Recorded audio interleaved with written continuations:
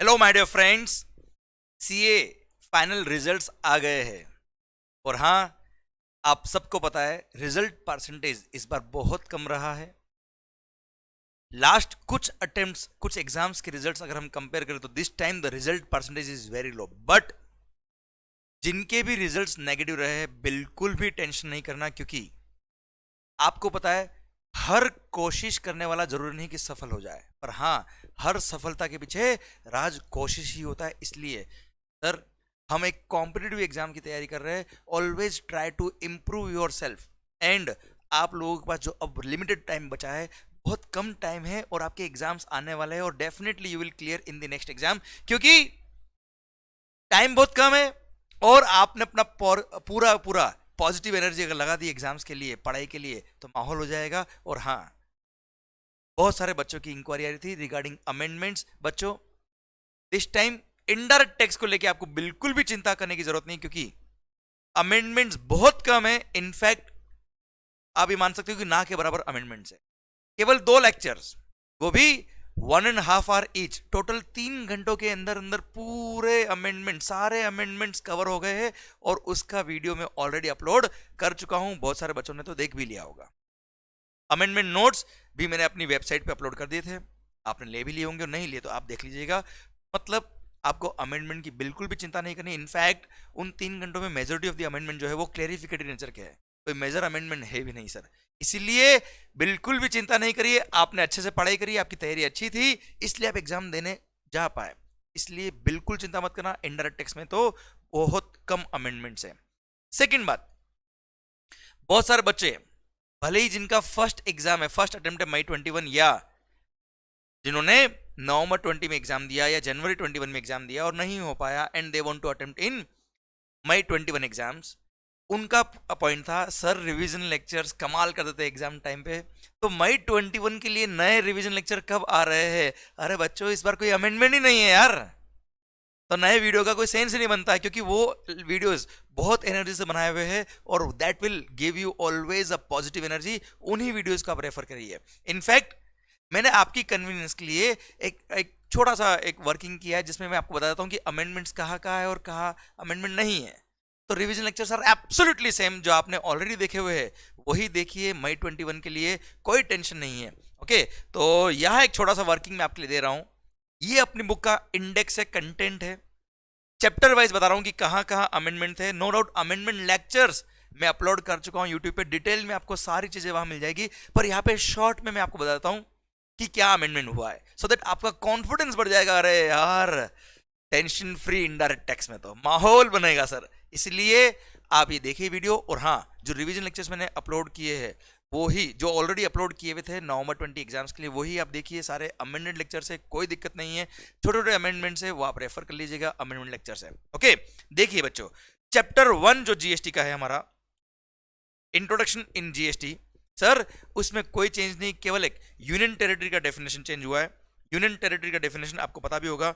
Ladakh, sir Ladakh union territory की definition में add कर दिया है। अच्छा, जम्मू एंड कश्मीर भी यूनियन टेरिटरी है, पर सिंस उसका खुद का स्टेट लेजिस्लेचर है, इसलिए वहां पे एसजीएसटी एक्ट एप्लीकेबल होता है, इसलिए Jammu and Kashmir union territory के डेफिनेशन में नहीं आता है for the purpose of GST. Second thing, sir Dadra and Nagar Haveli and Daman and Diu, दो अलग अलग यूनियन टेरिटरी था, अभी दोनों को सिंगल यूनियन टेरिटरी बना दिया है।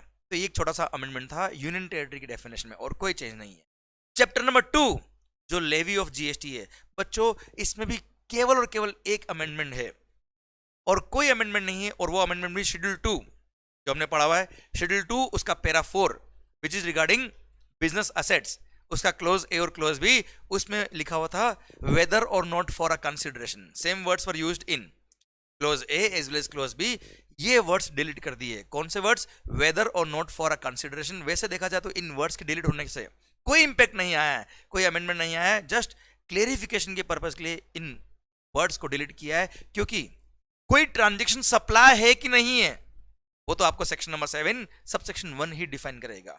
और वहां पे जिन ट्रांजेक्शन में डिस्प्यूट था कि whether that particular transaction is supply of goods और सप्लाई ऑफ सर्विस, तो जिन जिन इंडस्ट्रीज में डिस्प्यूट था उनको शेड्यूल 2 में लेके आके उन्होंने क्लेरिफाई किया है। और पैरा 4 में बिजनेस असेट के लिए कहा है क्लोज ए में कि परमानेंट ट्रांसफर और disposal of the asset of the business whether और not for a consideration in words को डिलीट कर दिया बेटा। क्लियर? तो उससे कोई इंपैक्ट नहीं है, just for the purpose of clarification in the scope of the term supply in words को डिलीट किया है। क्लियर? ये भी मैंने अच्छे से एक्सप्लेन किया हुआ है अमेंडमेंट लेक्चर में। सेकंड, इसी का जो सेकंड पार्ट था, पार्ट क्लोज बी, उसमें लिखा था कि अगर आपने बिजनेस के एसेट्स को किसी और पर्सन को अलाउ कर दिया टू यूज टेम्परेली, तो ऐसे for any purpose other than for the purpose of business, तो वहां पे भी लिखा था वेदर और नॉट फॉर अ कंसिडरेशन, तो वो सप्लाई ऑफ सर्विस होगा। तो वेदर और not for a consideration word को डिलीट कर दिया है। ठीक है, इनका कंप्लीट एनालिसिस डिटेल में मैंने आपको दे रखा है अमेंडमेंट लेक्चर में। तो मैं आपको बता रहा हूं कि ये स्मॉल स्मॉल अमेंडमेंट हुआ है और कोई मेजर इसका इंपैक्ट नहीं। देखिए चैप्टर 2 में इसके अलावा कोई अमेंडमेंट है ही नहीं बच्चों। Then third, time of supply, chapter में कोई अमेंडमेंट नहीं। चैप्टर 4 वैल्यू ऑफ सप्लाई, कोई अमेंडमेंट नहीं। चैप्टर 5 इनपुट टैक्स क्रेडिट, कोई अमेंडमेंट नहीं। बस एक छोटा सा सर्कुलर इश्यू हुआ जो मैंने अपनी बुक के अंदर चैप्टर 13 के एंड में दिया हुआ है। और वो सर्कुलर भी क्या है, सर्कुलर क्लेरिफाई कर रहा है matters relating to rule number 36 sub rule number 4। वो था ना rule number 36 sub rule number 4, जहां पे प्रोविजनल बेस पे आप इनपुट टैक्स क्रेडिट ले सकते हो, but maximum amount of provisional credit can not exceed 10% of the eligible credit which is there in your GSTR 2 है। क्लियर? ऐसा प्रोविजन था ना बच्चों। बस उसके रिगार्डिंग एक सर्कुलर इशू है, वो भी कोविड वाले पीरियड के लिए बेटा। मतलब सर फरवरी 2020 से लेकर अगस्त 2020 मंथ तक जो जीएसटीआर 2 में क्रेडिट रिफ्लेक्ट नहीं हो रही थी, क्योंकि लोगों ने रिटर्न्स ऑब्वियसली जीएसटीआर 1 सबमिट नहीं कर पाया था ड्यू टू लॉकडाउन, तो उसकी वजह से अगर आपके 2A में कोई क्रेडिट रिफ्लेक्ट नहीं कर रही है तो भी आप क्रेडिट ले सकते हो। वहां पे वो प्रोविजनल क्रेडिट जो था ना 10% of the eligible credit for every month, जो एवरी मंथ आपको कैलकुलेट करना होता है 10%, वो एवरी मंथ नहीं करना था। और इस टेम्पररी इन कुछ महीनों के लिए आप एक साथ जितना भी क्रेडिट लेना है ले लीजिए हर महीने, फिर एक साथ देख लीजिएगा कि टोटल एलिजिबल क्रेडिट कितनी थी एज पर 2A और उसका 110% मैक्सिमम आप कितना क्रेडिट ले सकते हो। डायरेक्टली सितंबर 2020 में देखिएगा। क्लियर? हर महीने में आपको 110% ऑफ द एलिजिबल क्रेडिट करने की जरूरत नहीं है। पर आप मुझे बताइए सर ये वन टाइम एक्सरसाइज है ना बेटा, हर साल तो आएगा नहीं, तो मुझे नहीं लगता कि प्रैक्टिकल लाइफ में अब आने वाले पीरियड में ये सर्कुलर कोई काम का है, क्योंकि ये वन टाइम कोविड की सिचुएशन आई थी। भगवान करे इस तरह का सर सिचुएशन जिंदगी में कभी नहीं देखने को। क्लियर? तो सर अगेन मेरे को नहीं लगता कि एग्जामिनेशन के लिए सर्कुलर कोई बहुत ज्यादा इंपॉर्टेंट है, पर फिर भी केवल एक छोटा सा ये सर्कुलर आया है। आईटीसी चैप्टर में कोई अमेंडमेंट नहीं बच्चे। चैप्टर नंबर 6 कंपोजिशन स्कीम, कोई अमेंडमेंट नहीं, केवल एक पॉइंट छोटा सा ऐड किया, वो भी ऐड तो नहीं किया बेटा। जो रूल नंबर 7 दिया है कंपोजिशन स्कीम में, rate of tax under composition scheme, sir services के लिए रेट ऑफ टैक्स क्या under composition scheme, 3% plus 3%, 3% CGST, 3% SGST. Clear? ये नोटिफिकेशन के थ्रू रेट दे रखी थी, अब इन्होंने रूल नंबर 7 के अंदर भी इसी रेट ऑफ टैक्स को इंसर्ट कर दिया है। तो बस इन्होंने क्या किया, रेट ऑफ टैक्स को इंसर्ट किया है, कोई अमेंडमेंट नहीं किया है। रेट ऑफ टैक्स पहले नोटिफिकेशन के थ्रू ऑलरेडी दे रखी थी इन्होंने, अब इन्होंने रूल में भी उसको स्पेसिफाई कर दिया, सो दैट ऑथेंटिसिटी मिल गई रूल के थ्रू बेटा इनको। क्लियर? बाकी कोई अमेंडमेंट नहीं है। अगेन तो चैप्टर 6 में भी कोई अमेंडमेंट नहीं बच्चों। आप मुझे बताओ, लोड ही नहीं ना जिंदगी में बेटा, माहौल होना चाहिए। क्लियर? एनर्जी बननी चाहिए पढ़ाई करते वक्त। ओके सर, अगेन देखिए आप chapter number 7 RCM and electronic commerce operator section number 95 कोई अमेंडमेंट नहीं। सेक्शन 93, 94, 95 कोई अमेंडमेंट नहीं। चैप्टर नंबर 8 आईजीएसटी एक्ट, कोई अमेंडमेंट नहीं है। बस एक पॉइंट में इंपैक्ट आ रहा है, हमने एक सर्कुलर पढ़ा था आईजीएसटी एक्ट में चैप्टर नंबर 8 में। अच्छा, बहुत सारे लोग इसको प्लेस ऑफ सप्लाई के नाम से भी जानते हैं इस चैप्टर को, but place of supply is one of the topic of the IGST act. Okay sir, पता है satellite launch services, satellite launching services के रिगार्डिंग एक सर्कुलर था रिगार्डिंग प्लेस ऑफ सप्लाई क्या होगा। क्लियर? तो सर एक्चुअली चैप्टर 9 जब हम बात करेंगे मेगा एग्जामिनेशन लिस्ट, वहां पर satellite launching services by ISRO etcetera exempt कर दिया है जीएसटी से। सर अब सैटेलाइट लॉन्चिंग सर्विसेज को जब एग्जेम्प्ट ही कर दिया है तो उसका जो प्लेस ऑफ सप्लाई का सर्कुलर था उसका रिलेवेंस नहीं रहेगा। बस इतना सा मैंने रेफरेंस ऐड किया चैप्टर नंबर 8 में, और कोई अमेंडमेंट नहीं, मतलब चैप्टर नंबर 8 में भी कोई अमेंडमेंट नहीं है।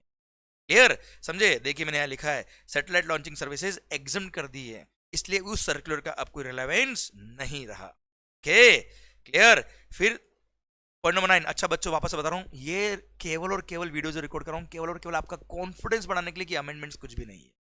अमेंडमेंट्स डिटेल्ड में एनालाइज करके वीडियो लोड किया हुआ है, वीडियो अपलोड किया है यूट्यूब पे, वो आप देखिएगा अमेंडमेंट को डिटेल में पढ़ने के लिए। केवल एक आइडिया दे रहा हूँ कि देखिए अमेंडमेंट क्या हुआ, इसलिए रिवीजन वीडियोस जो मैंने ऑलरेडी अपलोड किए उन्हीं को रेफर करिए, टेंशन मत लीजिए, क्योंकि जो ऑलरेडी आपने वीडियोस देखे हुए उन्हीं को वापस देखेंगे, you will feel comfort, clear, और उन्हीं को देखिए क्योंकि there is no change. Okay, chapter number 9 exemption under GST, केवल दो जगह चेंज हुआ, एक तो सैटेलाइट लॉन्चिंग सर्विसेज को एग्जाम कर दिया है, सेकंड आपको पता है बेटा transport of goods by a vessel और by an aircraft from customs station of clearance in India to a place outside India, वो एग्जाम था, बट अप टू 30 सितंबर 2020 ही था बेटा, पर उसको एक्सटेंड करके 30 सितंबर 2021 कर दिया। क्लियर, हर साल आप देखते हो जब भी सितंबर 2020 आता है, 2019 था तो इसको बढ़ा के 20 किया, पहले 2018 था, फिर 19 किया, फिर 20 किया, फिर 2021 तक कर दिया उस एक्सटेंशन को। बाकी कोई अमेंडमेंट नहीं पूरे चैप्टर 9 में भी, पूरे मेगा एग्जामिनेशन लिस्ट में कोई अमेंडमेंट नहीं बचो।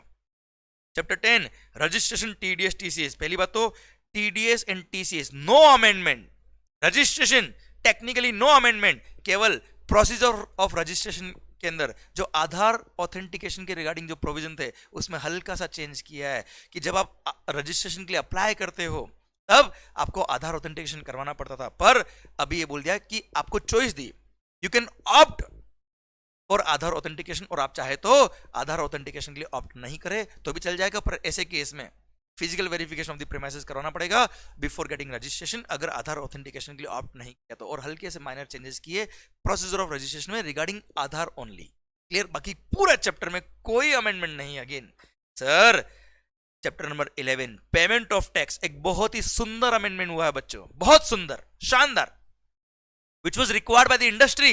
मैंने लेक्चर जब पढ़ाया था तब भी बात करी थी कि यहां अमेंडमेंट होना चाहिए। सर इंटरेस्ट किस अमाउंट पे इंटरेस्ट पे होता है? सर सपोज मैं मंथली जीएसटीआर 3B फाइल कर रहा हूं, जनवरी मंथ का due date of filing the return is 20 February, अब 14 फेब कौन बोला रहे? जिंदगी सर बाद में चलेगी, पर अभी पढ़ाई, ओके, नॉट 14 फेब, ओके, जानबूझ के गवर्नमेंट ने 14 फेब ड्यू डेट नहीं रखा है, ओके, क्योंकि 14 फेब आपको पता है क्या होता है, पढ़ाई होती है, ओके, और कुछ नहीं। सर तो 20 Feb for example for January month 20 Feb is the due date. अब सर ड्यू डेट से due date of filing the return ही due date of making payment of tax होता है, पर अगर आपने ड्यू डेट पे रिटर्न फाइल नहीं किया, ड्यू डेट पे पेमेंट ऑफ टैक्स नहीं हुआ आपका, इसका मतलब तो जब आप बाद में रिटर्न सबमिट करेंगे तब आपको टैक्स तो पे करना ही पड़ेगा, along with late filing fee, along with interest. अब इंटरेस्ट किस पे लगेगा बेटा? पहले ऐसा होता था कि सपोज 14 रुपीज की लाइबिलिटी है या रुपीज 14 लाख की लाइबिलिटी है, 10 लाख का मेरे पास इनपुट टैक्स क्रेडिट अवेलेबल है और उस 10 लाख को मैं यूज कर रहा हूं, नेट 4 लाख ही पे कर रहा हूं। तो पहले ऐसा हुआ करता था कि अगर आपने रिटर्न फाइल नहीं किया तो यह माना जाता था कि credit is not available to you, an entire 14 lakh was chargeable to interest, but वो गलत हो रहा था, इसलिए लॉ ने रेट्रोस्पेक्टिव अमेंडमेंट किया। जिस दिन से जीएसटी इंट्रोड्यूस हुआ 1 जुलाई 2017, तब से गवर्नमेंट ने इंस्ट्रक्शन के थ्रू बोल दिया कि ये अमेंडमेंट हुआ है और नेट अमाउंट पे ही टैक्स लगेगा, नेट अमाउंट पे ही इंटरेस्ट लगेगा। मतलब अगर 10 लाख का इनपुट टैक्स क्रेडिट अवेलेबल है आपके पास, 14 लाख का ग्रॉस टैक्स लायबिलिटी है, रिटर्न फाइल करने में लेट हो गए, अगर आप मतलब टैक्स पे करने में लेट हो गए तो नेट 4 लाख पे इंटरेस्ट पे करना है 18% पर annum। वेरी गुड पॉइंट, मैं कह रहा हूं इसका क्वेश्चन एग्जाम में आना चाहिए। आई डोंट नो आएगा कि नहीं आएगा, पर मेरे को बहुत अच्छा अमेंडमेंट लगा। और हाँ, एक इंस्ट्रक्शन देके बोल दिया कि ये अमेंडमेंट रेट्रोस्पेक्टिवली 1 जुलाई 17 से एप्लीकेबल, मतलब नेट अमाउंट पे टैक्स इंटरेस्ट पे करना है, ये अमेंडमेंट आ गया अगर आप रिटर्न फाइल करने में लेट होते हो तो, ओके। मतलब अगेन बहुत मेजर अमेंडमेंट नहीं है, इंपैक्ट बहुत भारी है, बहुत टफ अमेंडमेंट नहीं है। Sir next tax invoice, debit note and credit notes, इस चैप्टर में भी छोटा सा एक चेंज हुआ कि ई इनवॉइस इश्यू करना पड़ेगा जिनका भी टर्नओवर एक स्पेसिफाइड लिमिट से अबव है, और अगर B2B बिल इश्यू कर रहे हो या एक्सपोर्ट के लिए बिल अगर इश्यू कर रहे हैं तो ऐसे केस में सर 500 करोड़ से ऊपर जिसका टर्नओवर था 2017 से लेके अब तक फाइनेंशियल ईयर 2017-18 ऑनवर्ड्स, किसी भी फाइनेंशियल में अगर आपका एग्रीगेट टर्नओवर 500 करोड़ क्रॉस किया था तो ऐसे केस में आप पे ये प्रोविजन एप्लीकेबल होंगे। और जितने भी B2B बिल इशू करो या एक्सपोर्ट के लिए बिल इशू करो तो वहां पर ई इनवॉइस इशू करना कंपलसरी है through the government notified website, जिसको इनवॉइस रजिस्ट्रेशन पोर्टल बोलते हैं बेटा, क्लियर। और वहां पर ई इनवॉइस जब जनरेट करेंगे तब वहां पे QR कोड भी जनरेट होगा और उन इनवॉइसेस पे आपको QR कोड भी लगाना पड़ेगा, दैट्स इट। और कोई अमेंडमेंट हुआ ही नहीं चैप्टर 12 में। Chapter 13 returns under GST, sir छोटा सा बात एक ऐड हुआ है, फैसिलिटी दी एसएससीज को कि अगर आपका नील रिटर्न है या जीएसटीआर 1 आपका जो है वो निल है, निल स्टेटमेंट, या जीएसटीआर 3 भी निल रिटर्न अगर आप फाइल कर रहे हो, या जीएसटी सीएमपी 08 कंपोजिशन स्कीम वालों के लिए जो क्वार्टरली इनको टैक्स पे करना होता थ्रू जीएसटी सीएमपी 08, वो अगर निल है तो ऐसे केस में, मतलब कोई एंट्री नहीं है किसी भी कॉलम में, तो ऐसे केस में डायरेक्ट एक शॉर्ट एसएमएस आप भेज सकते हो through your registered mobile number और मान लेंगे कि आपका निल रिटर्न फाइल हो गया है। क्लियर, ये छोटी सी फैसिलिटी ऐड कर दी। प्लस आपको पता है एनुअल रिटर्न फाइल करना पड़ेगा एवरी रजिस्टर्ड पर्सन को पर सर जैसा कि 2017-18 और 18-19 में फैसिलिटी दी थी कि जिसका भी एग्रीगेट टर्नओवर 2 करोड़ क्रॉस करेगा उसी को एनुअल रिटर्न फाइल करना है, वो फैसिलिटी 2019-20 के लिए भी एक्सटेंड कर दी है। प्लस सर जीएसटी ऑडिट, खैर आने वाले सालों में तो आपने सुन लिया है कि बजट में आया है कि जीएसटी ऑडिट हटने वाला है, पर अभी सर फाइनेंस एक्ट आने दो, बात करेंगे बाद में, पर अभी के लिए बात करूं मैं मई 21 के लिए। Sir GST audit normal provision ये है कि जिस भी एसएससी का एग्रीगेट टर्नओवर 2 करोड़ क्रॉस होता है उसको जीएसटी ऑडिट कराना कंपलसरी है। पर फाइनेंशियल ईयर सर 18-19 के लिए जो फैसिलिटी थी कि जिनका एग्रीगेट टर्नओवर 5 करोड़ क्रॉस करेगा उसी को जीएसटी ऑडिट कराना पड़ेगा, उसी को रिकंसिलिएशन स्टेटमेंट सबमिट करना पड़ेगा, वही फैसिलिटी 2019-20 वालों एसएससी के लिए भी एक्सटेंड कर दी और कोई अमेंडमेंट नहीं हुआ पूरे चैप्टर नंबर 13 में। क्लियर।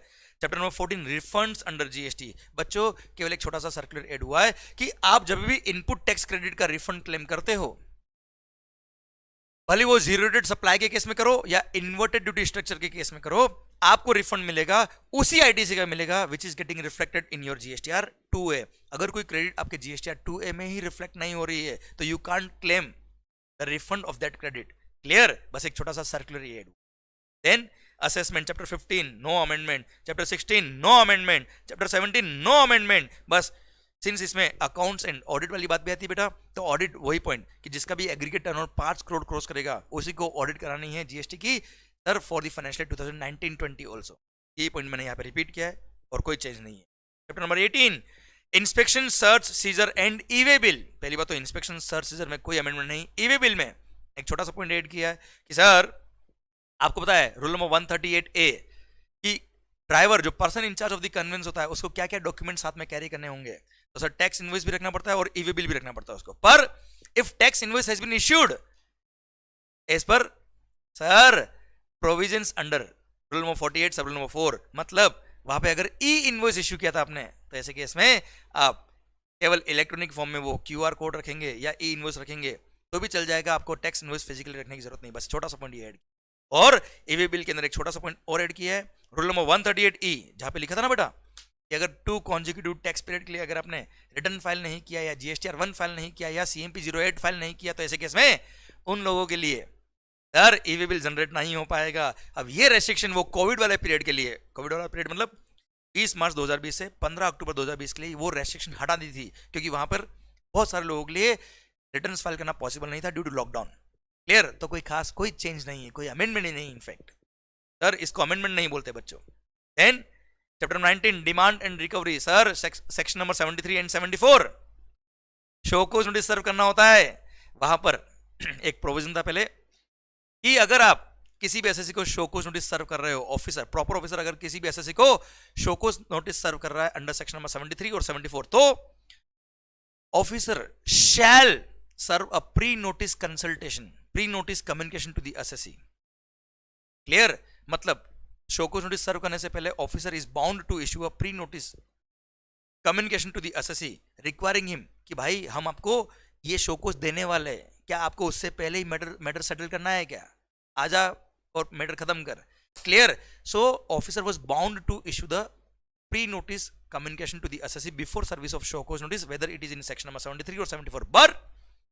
बट सर यहां पर शैल वर्ड को काट के मैं कर दिया है, मतलब अब ऑफिसर के लिए प्री नोटिस कम्युनिकेशन देना ऑप्शनल है, कंपलसरी नहीं है।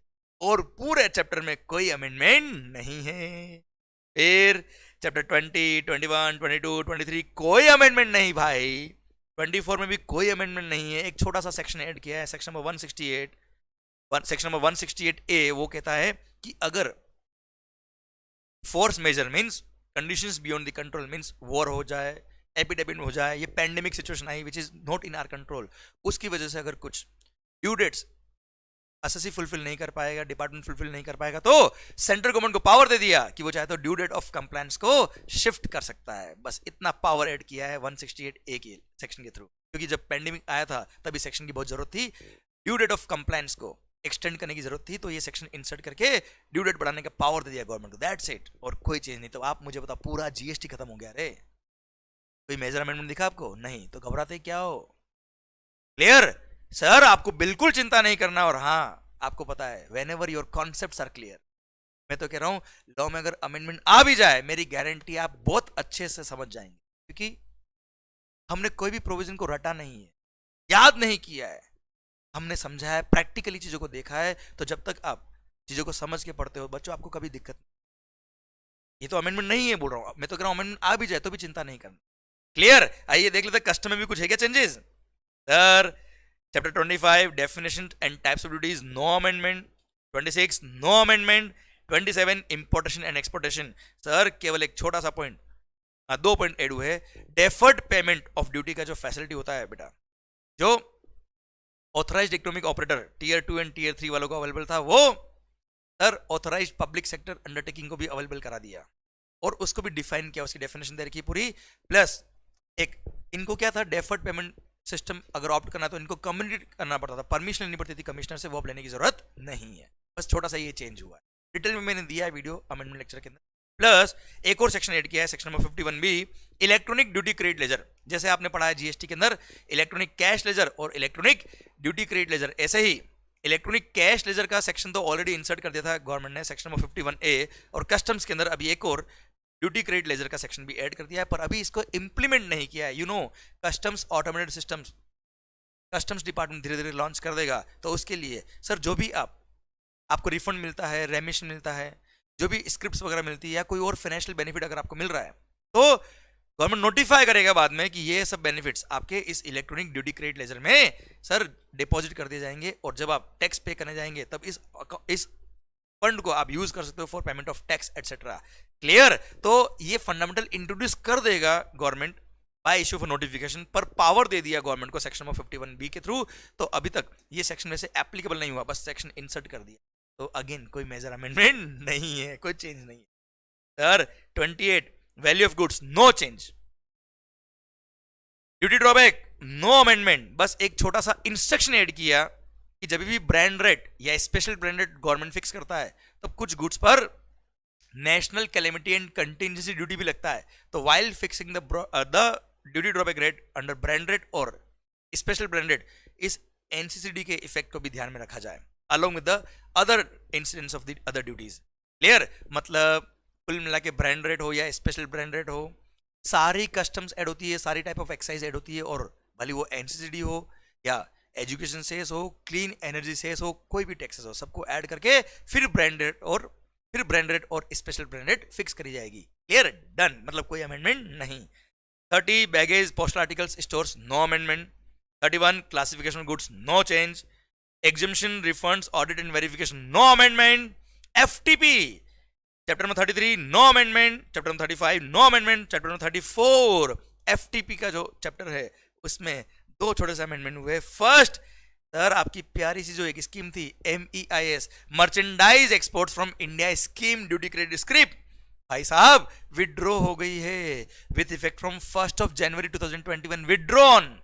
और जो लास्ट के 4 महीने थे, सितंबर, अक्टूबर, नवंबर और दिसंबर 2020, उसमें भी एक MEIS के अमाउंट का, एक मैक्सिमम अमाउंट का एक सीलिंग कैप दे दिया था। बस इतना सा चेंज हुआ है, और कोई अमेंडमेंट नहीं है FTP के अंदर। और एक और पॉइंट ऐड हुआ है, duty free import authorisation scheme जो होती है बेटा, उसके अंदर ये पहले ऐसा पॉइंट था कि रॉ शुगर्स के लिए आपको DFIA स्कीम एलिजिबल नहीं है। सेम वे टायर्स, अगर आपने टायर कभी देखे बेटा, आपने टायर नहीं, कभी आप रोड पे जाना बेटा, मस्त हाईवे पे आ जाना, बीच में लेटना आराम से, थोड़ी देर 15 मिनट लेटना, आपको टायर बहुत सारे दिखेंगे, और उसके बाद तो क्या दिखेगा मुझे अब तक नहीं पता।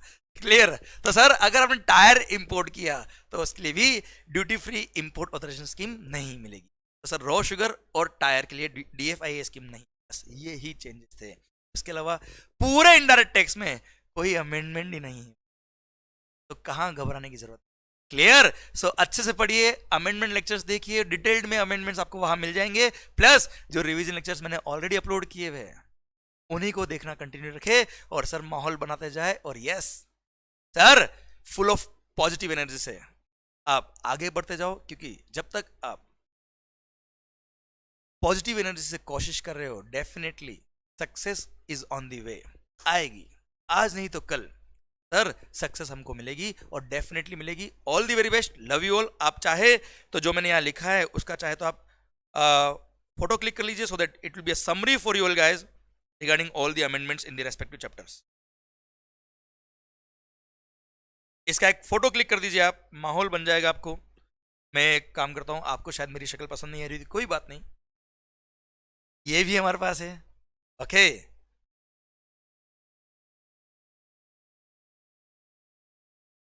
क्लिक किया आपने बेटा, मोबाइल से इसका स्क्रीनशॉट ले लीजिए या इसका क्लिक कर लीजिए आप, सो दैट आपके पास सारे अमेंडमेंट समरी में भी आ जाएंगे। और एक तरह से ये रिवीजन वीडियो हो गया अमेंडमेंट लेक्चर का। डन, आ रहा हूं मैं अब कस्टम्स एंड एफटीपी की तरफ। ओके सर, माहौल एकदम जबरदस्त, तो बच्चों शायद सारे अमेंडमेंट हो गए। ओके तो सर अब एक लास्ट बात आपके लिए, ये तो हो गया स्लाइड नंबर 1 पे लेके आइए आप। ओके सर, अब तो मैं अच्छा दिख रहा हूं आपको फुल स्क्रीन पर। ओके बच्चों, सर एक सीरियस नोट, अच्छे से पढ़ाई करिए, ऑलवेज बी पॉजिटिव, पॉजिटिव लोगों के कांटेक्ट में रहिए। जो भी फ्रेंड्स या जो भी रिलेटिव्स नेगेटिव एनर्जी देते हैं उनसे थोड़े दिन के लिए दूर रहिए आप। और सर आपकी पॉजिटिविटी इतनी होनी चाहिए, आपके एफर्ट्स इतने शानदार होने चाहिए कि लोग आपको देख के सीखे कि नहीं हमको भी इनके। Okay, all the very best, पढ़िए अच्छे से। एक तरह से ये जो मैंने वीडियो दिया आपके लिए, ये अमेंडमेंट लेक्चर का भी रिवीजन वीडियो हो गया। Okay, this will help you in revising all the amendments in a very fast manner and this will boost your confidence while revising the entire subject. Okay, एक और बात last में कहूंगा, अगर बच्चों आपके पास मेरा जो बुक है इनडायरेक्ट टेक्स्ट का, वो पिछले एग्जाम्स का है, पिछले एग्जाम्स का है, मतलब नवंबर 20 या जनवरी 21 वाले एग्जाम्स का है, या इनफैक्ट मैं तो कहूंगा सर अगर आपके पास मेरा जो बुक है वो उससे भी पहले एग्जाम्स जो मई 20 के लिए बनी थी बुक्स, नो डाउट एग्जाम्स नहीं हुए उस टाइम, पर उस टाइम वाली बुक अगर आपके पास है, मतलब आपके पास मई 20 एग्जाम्स के लिए बुक है या नवंबर 20 या जनवरी 21 वाली बुक्स अगर आपके पास है, कोई चिंता करने की जरूरत नहीं है, नई बुक्स लेने की जरूरत बिल्कुल भी नहीं है।